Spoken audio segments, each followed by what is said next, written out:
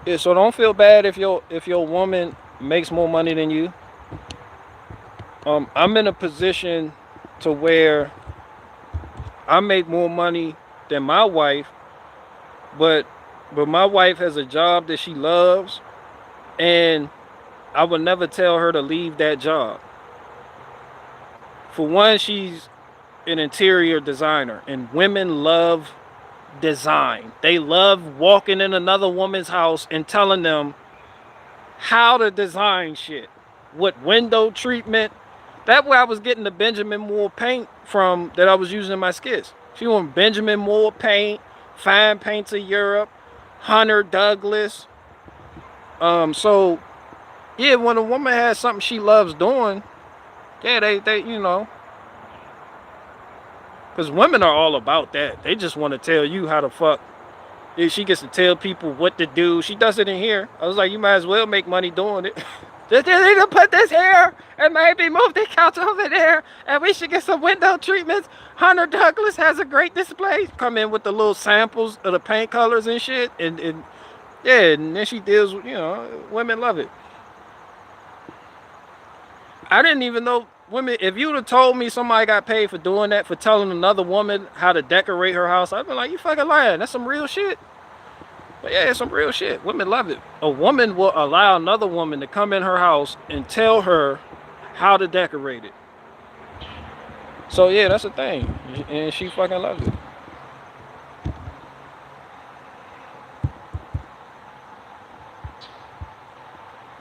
That happened to me once. Dude wouldn't put my name on the house, said he made more money than me, even though I'm the reason he got the house anyways and without a mortgage fully paid.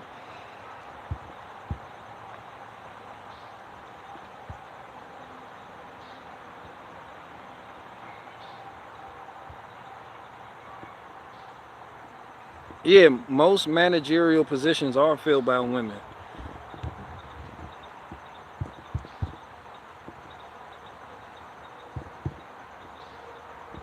Yes, the missus like interior design. She's all about interior design. Like she knows about colors, what colors to get you to stay, what colors to get you to go, what colors to make you feel anxious, what colors to make you go to man. She all what window treatments. I didn't even know what the fuck a window treatment was. You know, I'm a man. I think you just go to Walmart, get some blinds, hang it up. Oh, she like that. That's window treatment. That's window treatment. Lily Gross said, "What's a woman? What is one rib?" Yeah, I said, "Them blinds." She said, "No, window treatments." That what we got. She got a discount. We got window treatments. Yeah, you turn the knob. They just yeah, nice too. Custom fit for your window.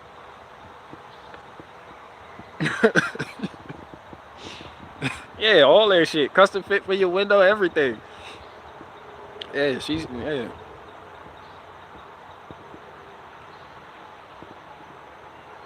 Rib people everywhere. Yeah, the ribs are running shit. The rib, you got more and more ribs in supervisor positions on the job. So the one dude that worked down there at the food line rearranging watermelons in that big dumbass box, yeah, it's a woman telling him what to do. It's a woman signing off on his check. Doing women do the fuck out of payroll. Don't nobody do, don't nobody do payroll like women do payroll. They be behind the desk, you know, counting hours. They got the hours. They like, yo, where's your I'm missing a couple dates. I need you to, you know, what were your hours for Thursday? But women do that shit.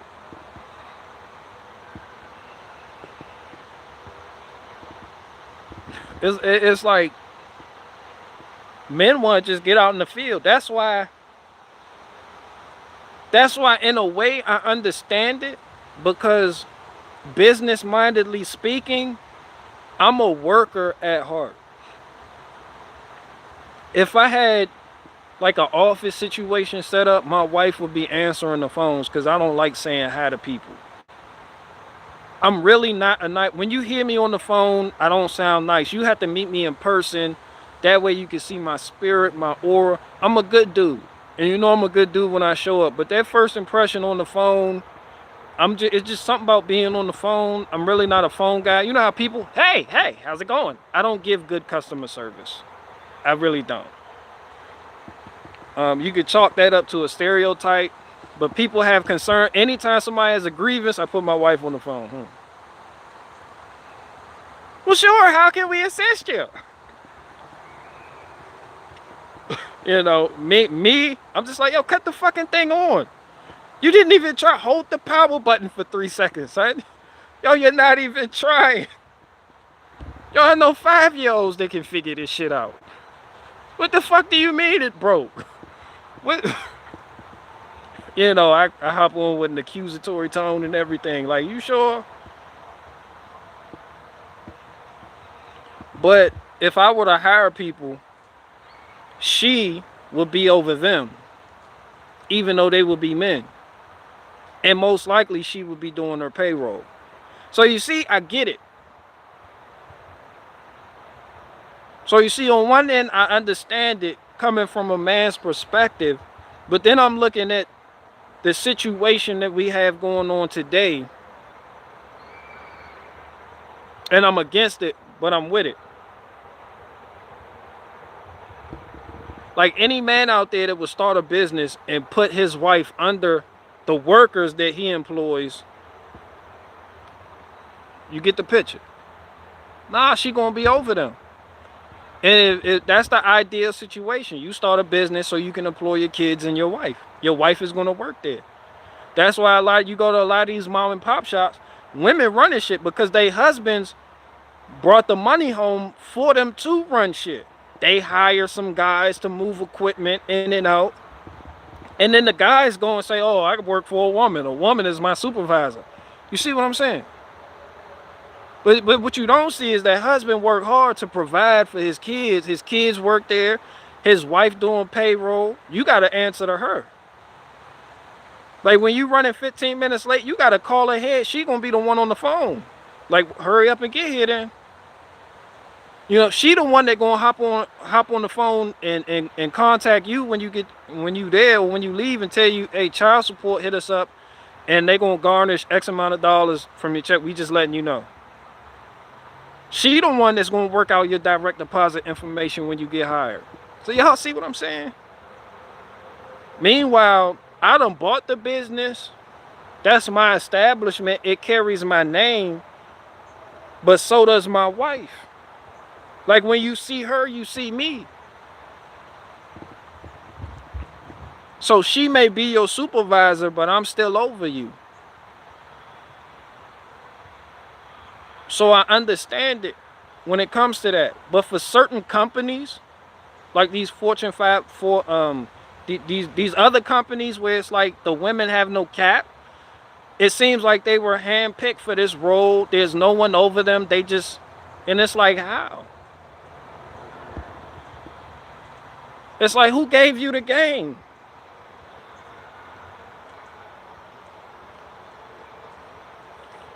So on one hand, I get it. On the other hand, I don't get it. But that's not for me to rack my brain about trying to understand things that I can't change, because you're not going to change it. All you can do is get a business, employ your wife, and if she got a good compass, she can employ people. Like everything starts with you. You know, then the more people you have working under you, the more money you're going to make, because the more jobs you can take on. You got a good woman. She's great with customer service. So if you got people that feel like they were cheated or robbed out of their money, or that they didn't get the service they paid for, she can make them feel comfortable enough, not only for you to send your guys back out there and do the job right, but so that customer says to themselves, you know what, I like how they handle this. I'm going to do business with them again, even though they messed up. You get y'all.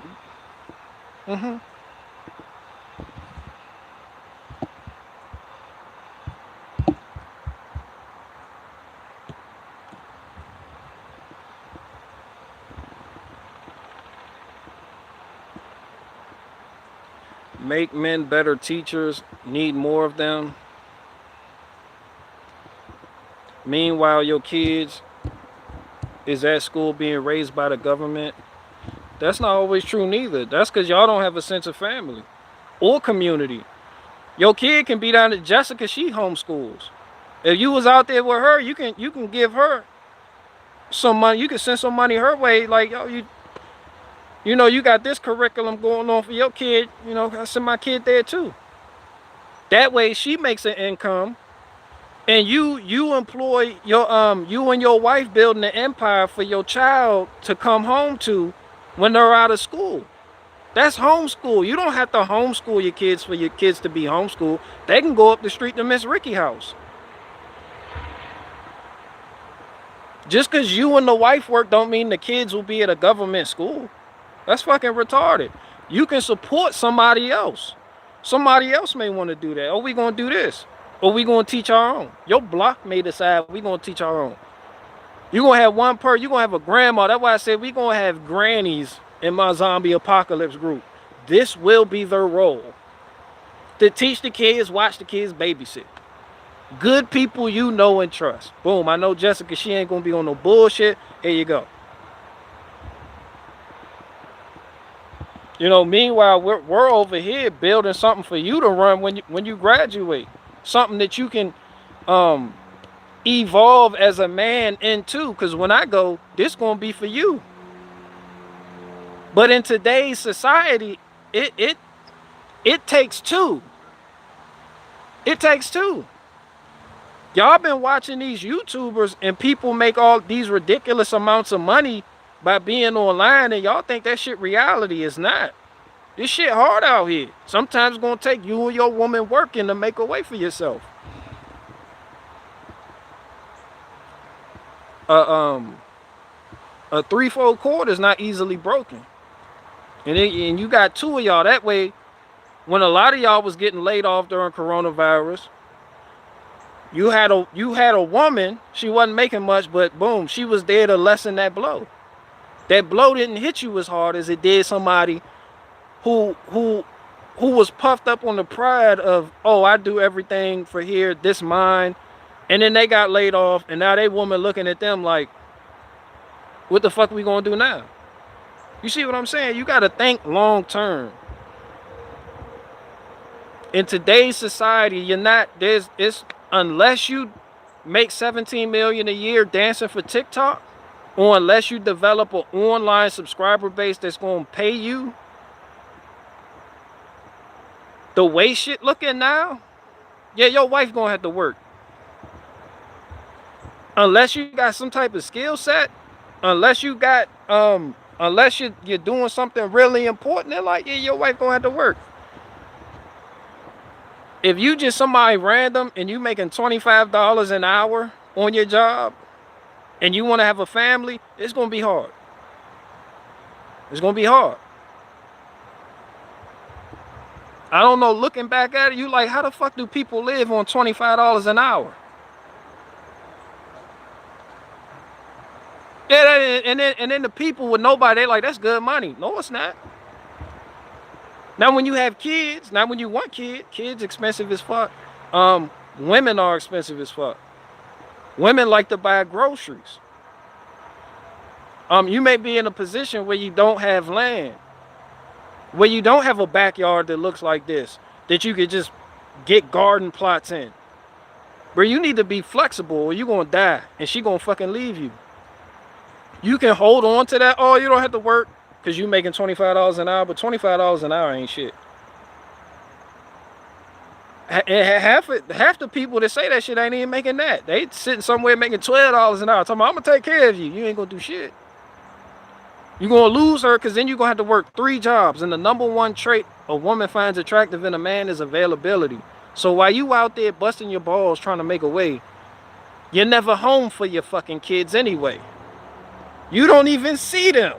You work 3 jobs. When the fuck you see your kids? They not gonna know you. You might as well be absentee like a bitch.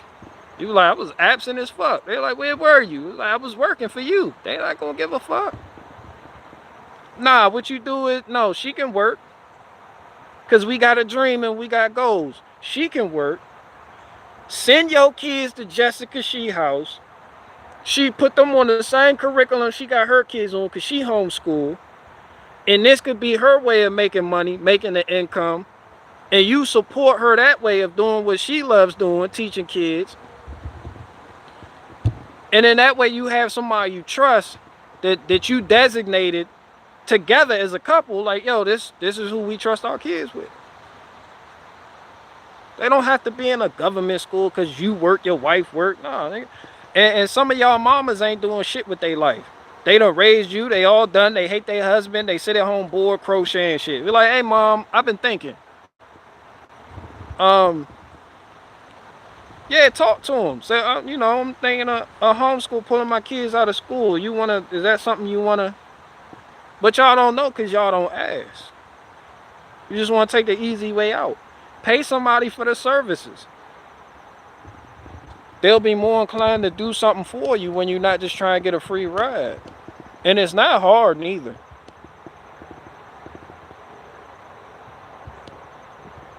The problem is most men don't want to work. And the ones that do work don't want to work hard.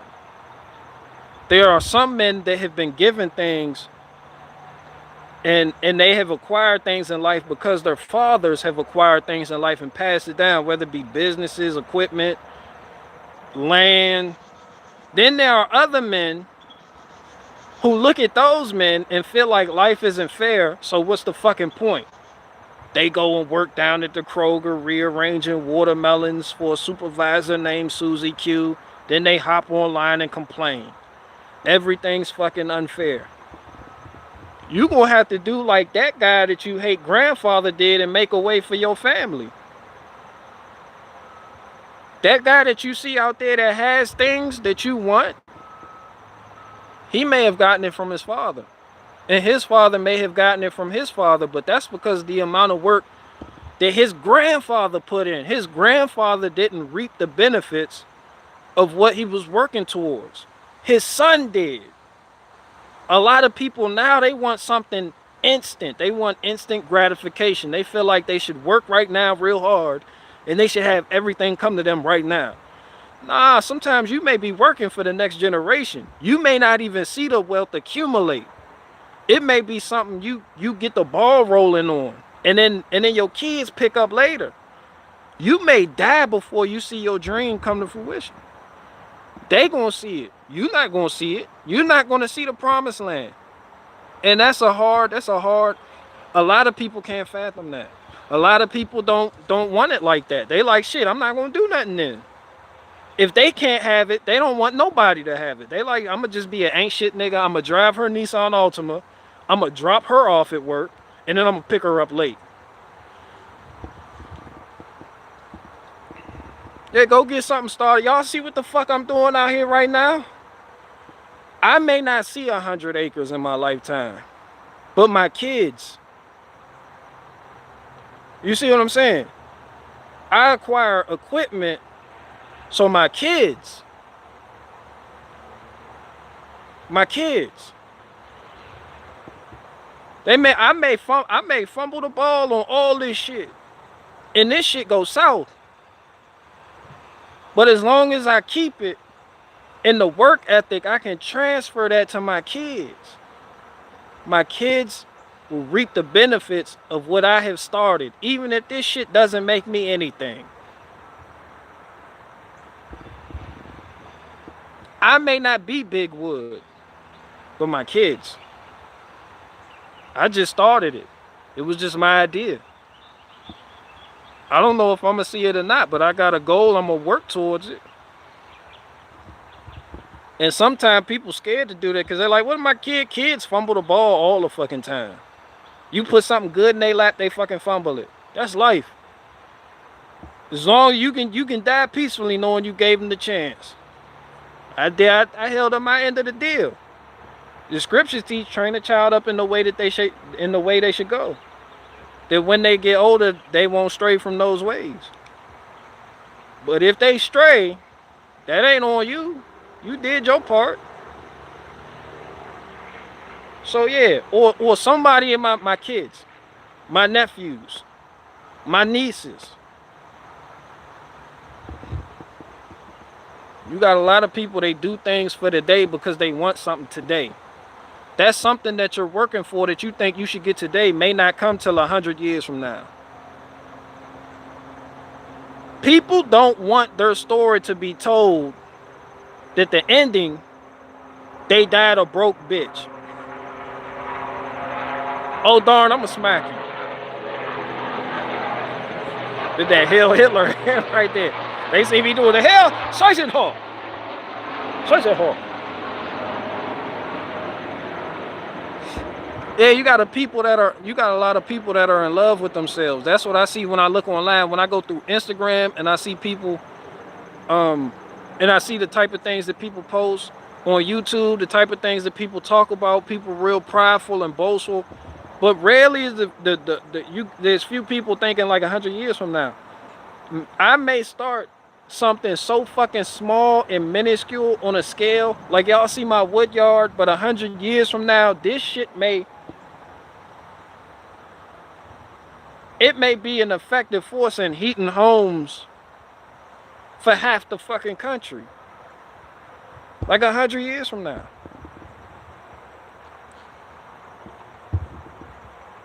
When I die, my nephews, my kids, the missus, any neighbors, anybody, they can pick up the ball and get it back to rolling with how it was supposed to roll. But you gotta be okay with not seeing it. You just gotta be the one to start it. Like, that's your job. The starter. Without the starter, the engine not gonna cut on. The engine not gonna run. Yeah, I'm the starter. 43. Yeah, it's 49 thumbs up.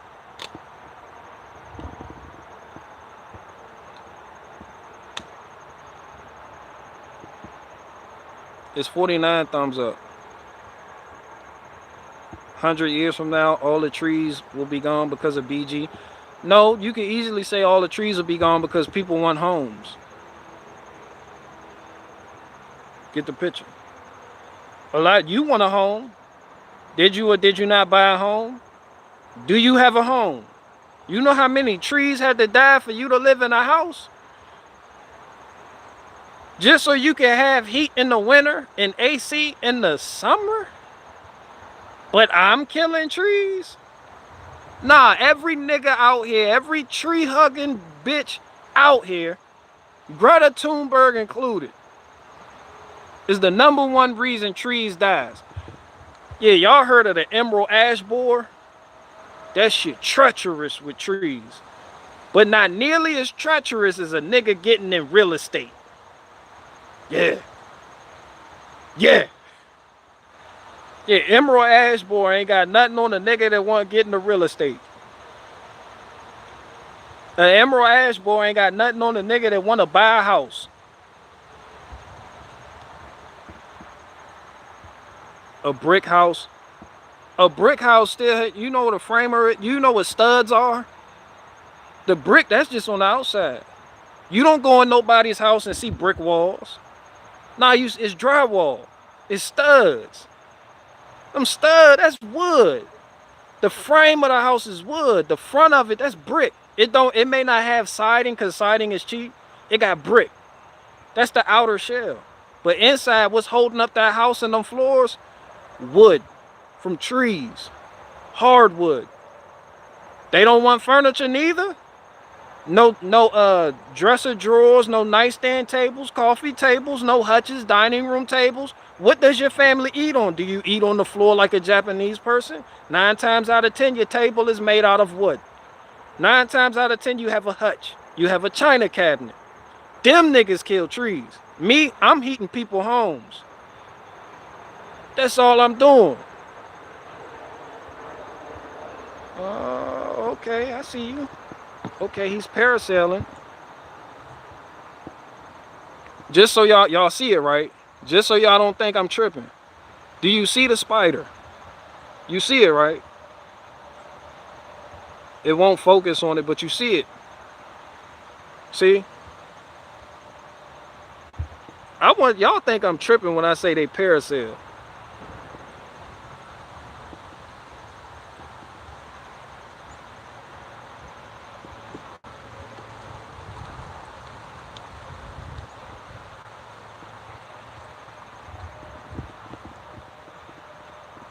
Yeah, he was just parasailing.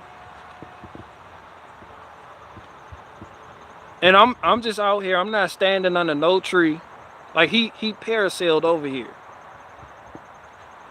Somebody said name it. Johnny Depp. Yeah, I put a he over there somewhere. He fled. He a runaway slave. That nigga got the fuck up out of there. He was like, they see me. I'm out.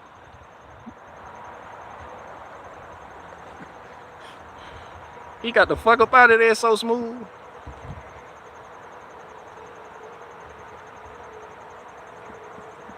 Yeah, so that's all I'm saying.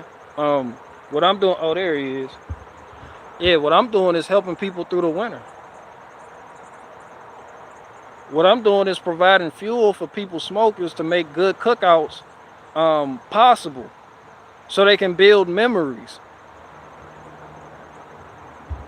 What I'm doing is junk removal, making people's land look nice. What I'm doing is providing a service for humanity. I'm cleaning up, I'm cleanup set. I'm cleaning up the shit that the emerald ash borer left behind. I'm repurposing that wood. When the storm comes and the trees get knocked over, or you got a fucking tree on your house,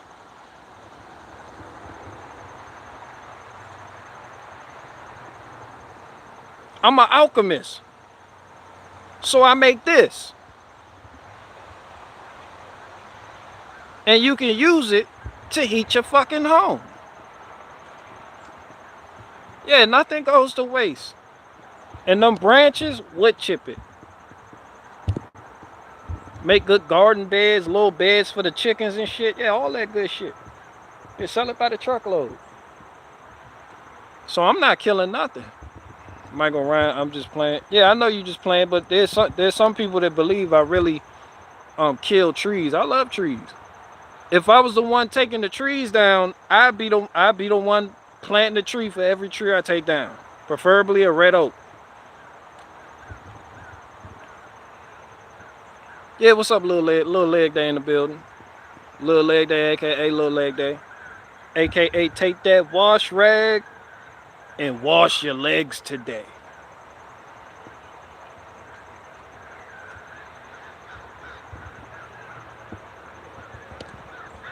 If people will see what I'm doing and think I'm worse than the emerald ash borer, that emerald ash borer is something else. That shit'll fuck up a tree. Leg day ain't today. I respect that. I respect that today isn't your leg day. That's why I named you Little Leg Day. Maybe today, maybe tomorrow. Maybe it was yesterday. You know, who knows?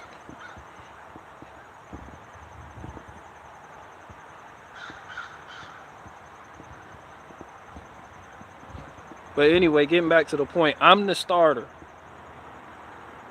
I'm the starter.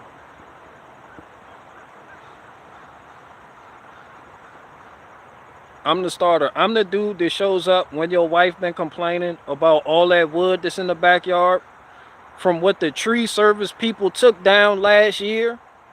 And she told me, it's attracting snakes and shit. Yeah, I'm the guy that shows up to clean that up. When you just have access shit on your property that your wife is just like, hey, you gotta get rid of it, Harold. He's like, I saved you from a nigger yesterday. Yeah, I'm the guy that shows up. Y'all haul that shit away.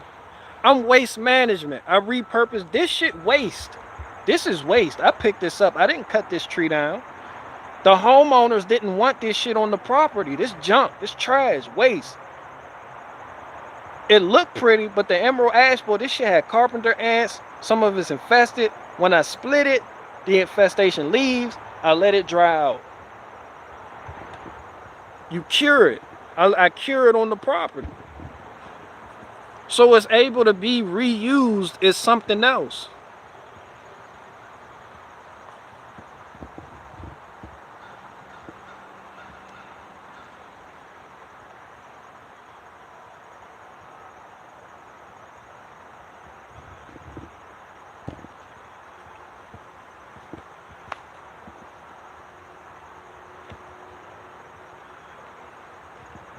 You contributing to global warming, BG?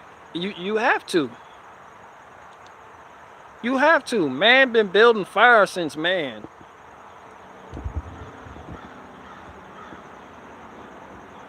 Man been using man needs heat to stay warm. Circle of Life is playing in my head. The circle of life. I couldn't resist.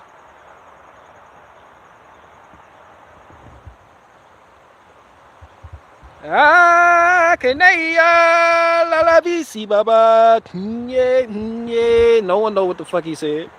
Yeah, yeah. Held up the little, held up the little bastard like this. Just, and they would. Simba was baby as fuck. Uncle Scar was like, I hate your father. Fuck him. Yeah, that's my brother, but fuck him. Uncle Scar, you know what lions do. Nah, he the leader of the pride. That's it. That's Mufasa's pride. He fucking all the bitches. Scar like, yo, can I get at least one? Out of nothing for me? What about my offspring? Mufasa's like, I ate them. That's what lions really do. When the lion moves in, he eats the offspring of a of the lion or whoever was running the pride before he came in. Yeah, they gotta get the fuck out of there. He kills them and eats them. The Disney movie Lion King only showed you from that perspective. You never seen it from Scar's perspective. So Disney needs to go ahead and pay me to make that happen. Because now they showing you movies from the bad guy's perspective. They're giving you Morbius. They done gave you, what's the black Spider-Man name? With the symbiote. Yeah, they gave you Venom. So now all these once bad guys, you seeing them through a new light. They gave you Joker. You seeing it through their perspective. And you can kind of sympathize with it. They humanized Thanos. Yeah, so let me humanize Scar. Uncle Scar had his kids killed. Well, Uncle Scar's kids was killed by Mufasa. That's why he had that hate in his heart. Like, he didn't have it out for Simba. Nah, Mufasa, when he moved in on the pride, he didn't allow him to fuck none of the lionesses, killed his kids, and Scar just like, what the fuck? And Mufasa's like, yeah, I'm running shit now.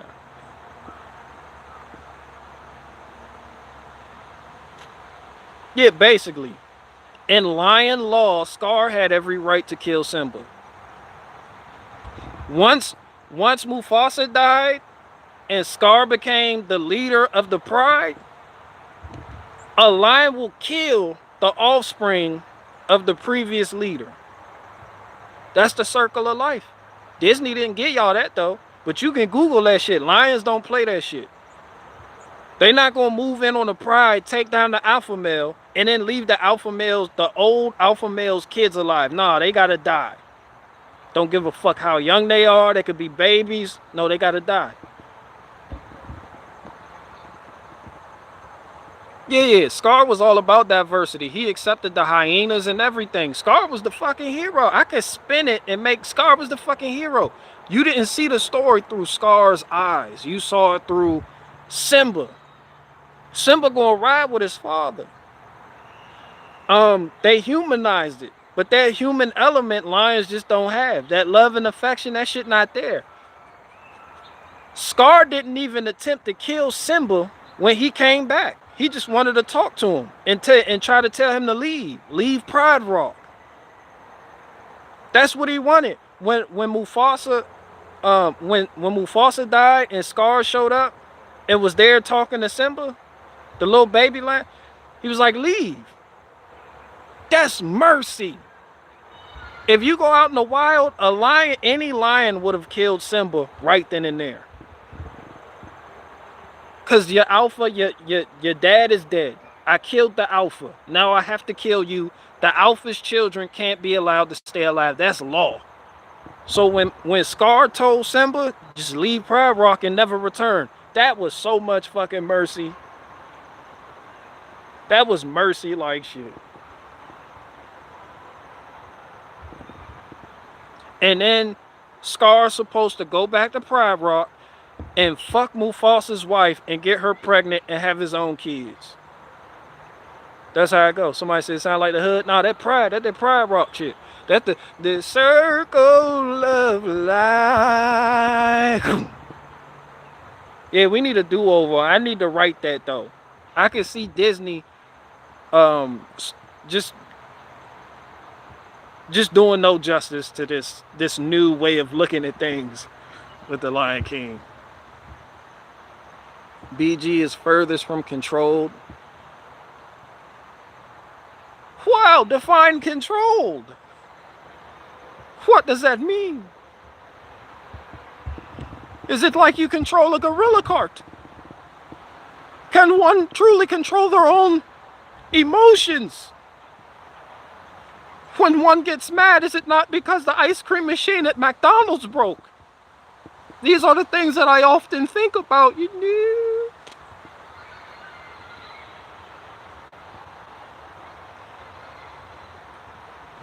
Could I be controlled opposition? Yes! I very well could. But am I? I would have to respond to that by saying no!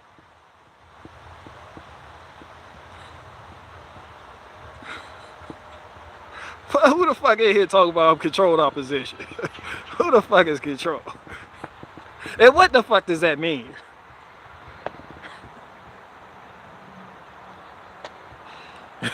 I got IRS agents watching this stream waiting for me to slip up, asking themselves, just what does it mean, Murphy? We don't even know what that means anymore. We've been watching this nigger streams waiting for him to slip up so we can move in. He won't give.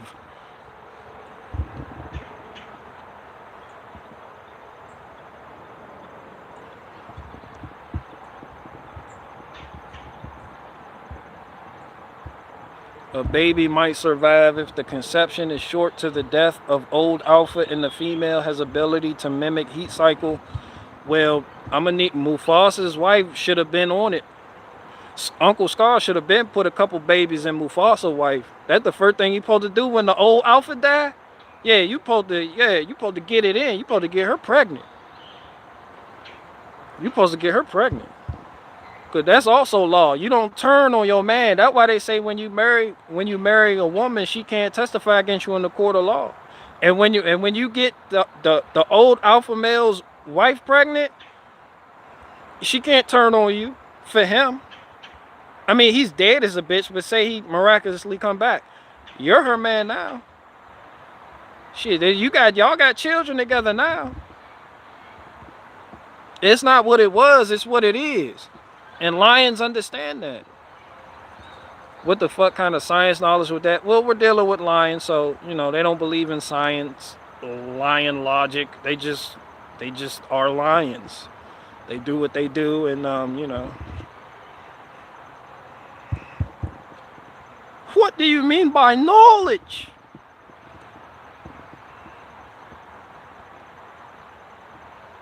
And somewhere on Jupiter was compensating marbles with wood and lion logic. No! The baby heat cycle stuff, says oh darn, and the exclamatory voice of which I don't know what he means. You're on the ledge of the no. You knew. You knew. I got that shit from Jim Bob. You knew.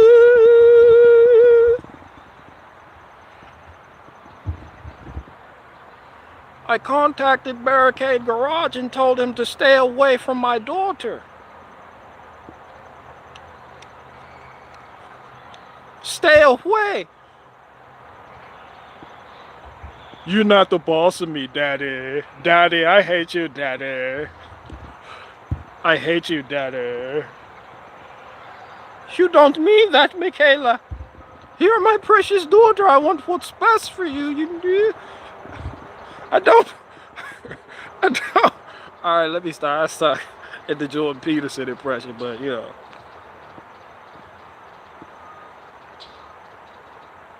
So if the alpha dies, the baby can live if another lion mimics. Damn it, oh darn. Okay. You're really on this. You're really. Damn it, I have to. He has to know. He has to know this. I get it, but you know, I'm the one doing the story for Disney. When they drop the check, of course. And that shit gonna be real interesting. Y'all gonna be like, damn. Cause y'all went out and watched Morbius. You went out and watched Venom. You went out and watched the movie Joker. You done went out and watched what's the movie with the villain from Snow White?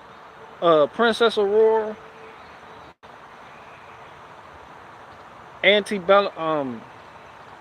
Y'all went out and watched Maleficent, showing you all the perspective of the bad guy. And you can sympathize with them.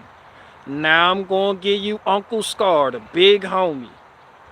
Yeah, the big homie. Y'all hate Uncle Scar too. Y'all hate him for that. Yeah, I'm going to give you another perspective on that. Because that's all it is, just a perspective. That's all it is. Some of y'all watched Bambi and was crying for Bambi mom. Like, how could they kill him? Then y'all grow up and hunt deer. Because y'all live in that life. Yeah, it's perspective. Got my kids raking leaves and winning. Yeah, just tell them hop on the Z mower. Tell them hop on that 0-turn radius mower and just, yeah, just.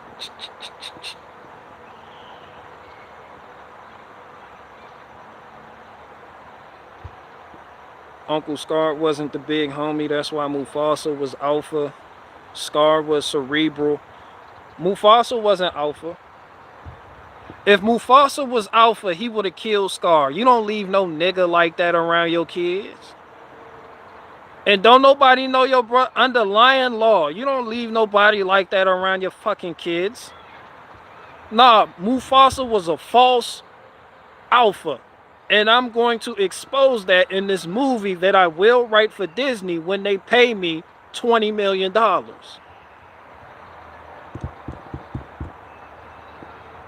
Who the fuck leaves an Uncle Scar around their kids?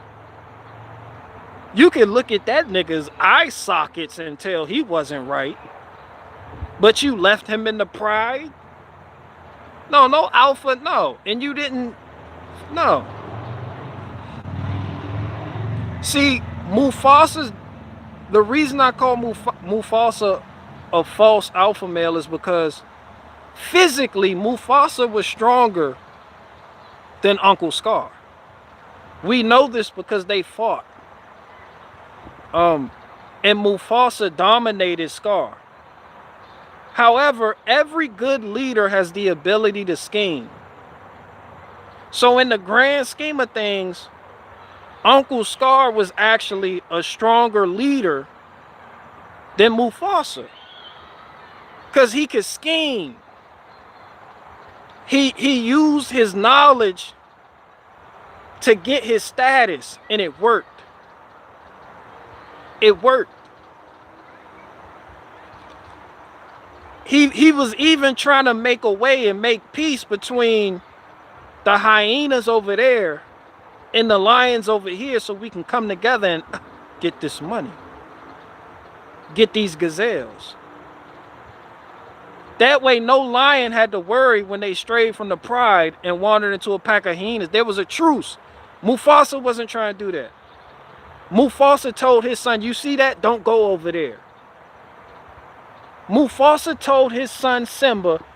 Simba said, what's that over there? Mufasa said, you must never go there. But Uncle Scar was trying to make a way so you can go there and still be okay. Because we're at peace. That's all I'm saying. That's all I'm saying. Uncle Scar was trying to make a way. Uncle Scar was acting for the well-being of the lion pride. Yeah, we can't go hunting over there, but once we get on one accord with them, we can go hunting over there. Uncle Scar was thinking years ahead. Mufasa was thinking about right now. Uncle Scar, he was removing limits from the pride. Mufasa was busy telling people where they couldn't go because he was a bitch ass nigga. Just don't go over there. But what about, no, don't do it. Stick to over here where the gazelle and everything else is just won't exist in another 2 years. We'll starve. That's why Uncle Scar went to the meeting and he was like, yo, we gonna starve if we don't do this right. Yeah. So as an alpha, Mufasa should have killed him and then took his advice. End of story. And then my story that I'm gonna write for Disney is gonna go into how they were raised because they were brothers. It's gonna go into how they were raised because they were brothers. So we gonna look at a young baby Uncle Scar and a baby Mufasa, and we gonna see the dynamic of how they grew up. You know? And I don't give a fuck if that's my brother or not. If you got eye sockets like that, no, you're not gonna be allowed in my zombie apocalypse group. You're not. I got family members that's not gonna be allowed in my zombie apocalypse group because they're Uncle Scars without the street smarts. Uncle Scar has street smarts. Yeah, you don't leave nobody around you like that. Because when you're the leader of something that epic, like a pride, it's not about your family. It takes a village to raise a child. So if your father, your mother threaten that, it's not about you and your feelings towards them. They're threatening the well-being of this whole fucking village. They have to go. They have to be taken out or exiled.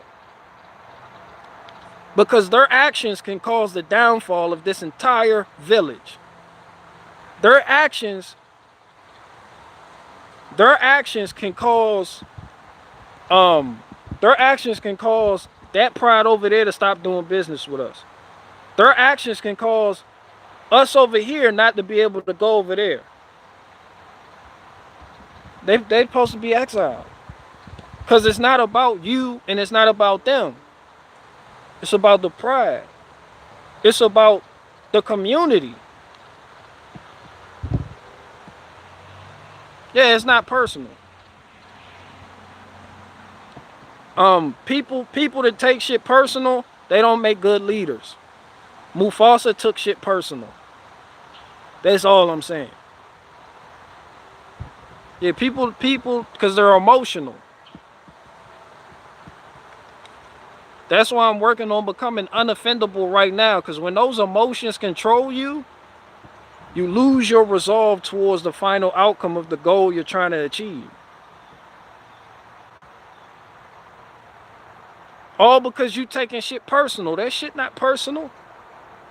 It's not personal. It's not about you. It's just like a father. When the baby throw up on you, that shit not personal. It's not about you. You still got to make a way to be able to feed, care for, and love. Now, let's say the mom gets psychotic. She got to go. Let's say the father gets abusive. He got to go. He done shot the mama. He got to go. He taking out the picture. Uncle takes over. Another family member takes over. It's not personal. And being able to separate yourself from those emotions makes a good leader. Because hesitation is deadly. And when you hesitate to do shit because of your connection to shit, you can't shut that shit off, you can get a lot of people killed. Yeah, I learned this from watching Barbarians. When them niggas was going up against the Roman Empire, when the Germania was going up against the Roman Empire, And Rome marched their legions through the forest, and they had to put aside their feelings. And the one dude who grew up, who was a Reich in his tribe, and they sent him to Rome. His father gave him to Rome as a tribute, and he came back to his people and led them against Rome. Yeah, you gotta put that shit aside to make a way for your village.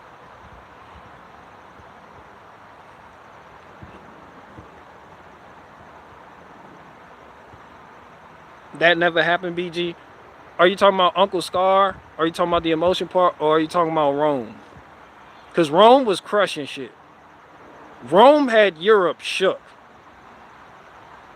Rome, them fucking Italians, bro, they conquered the Greeks so fucking fast. And the Greeks conquered the Persians.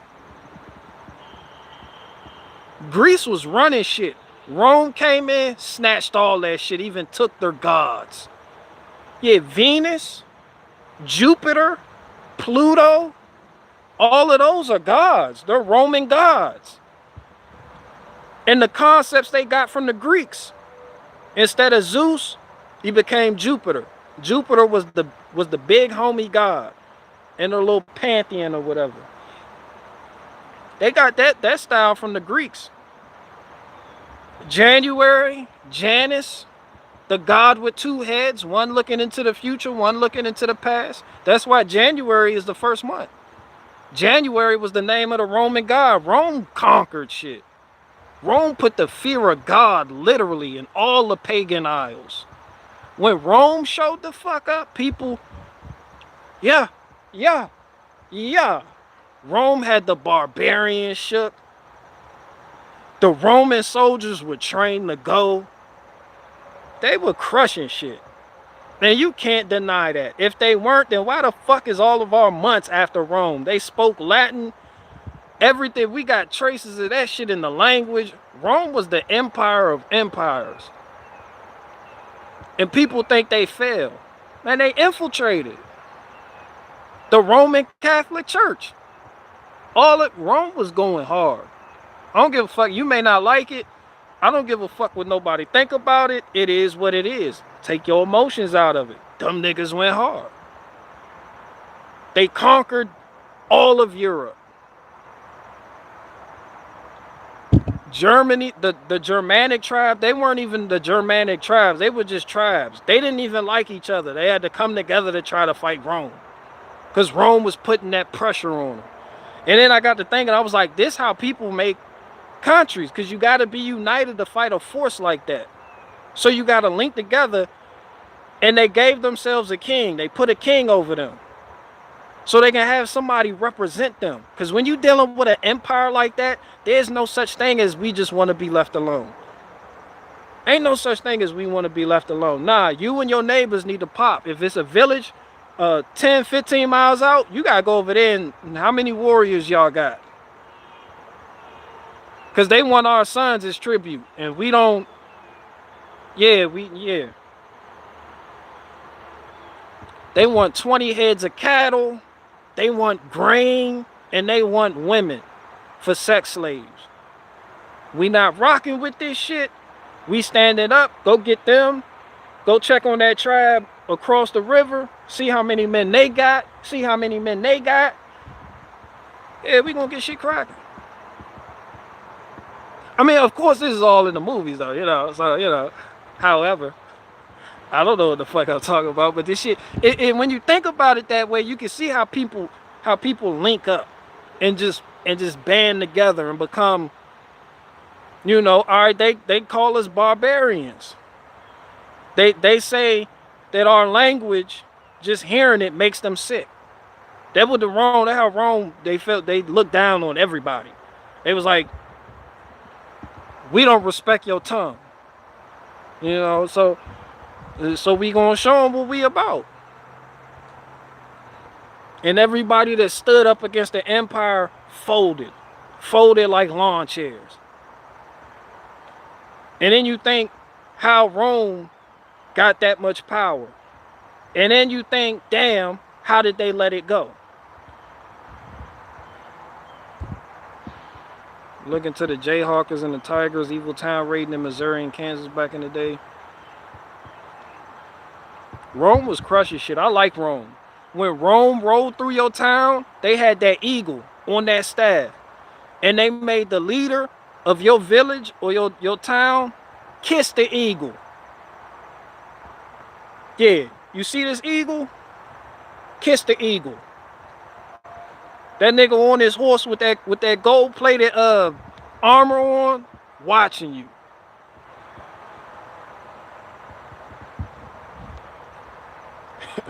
Yeah, and if your leader don't kiss that eagle, somebody getting crucified. So yeah, that man, Rome went the fuck in. But you remove, he found his aroma lacked a certain appeal. He could clear the savannah after every meal. The fuck are you talking?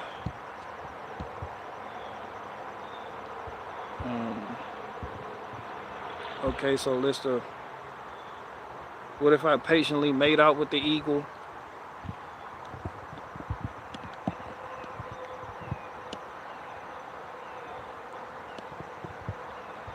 Yeah, Rome was walking through towns giving people names. Germania. Call all of you barbarians inferior. Oh, like these Italian niggas going in.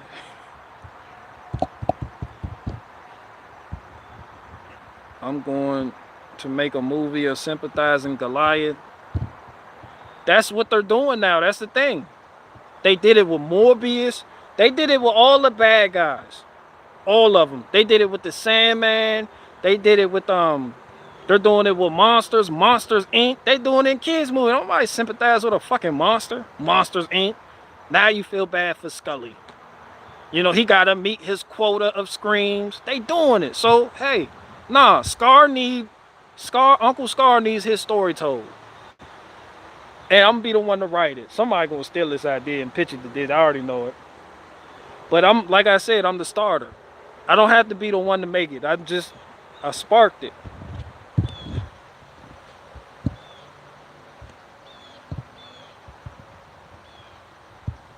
I can't see shit on my phone right now. Hold on.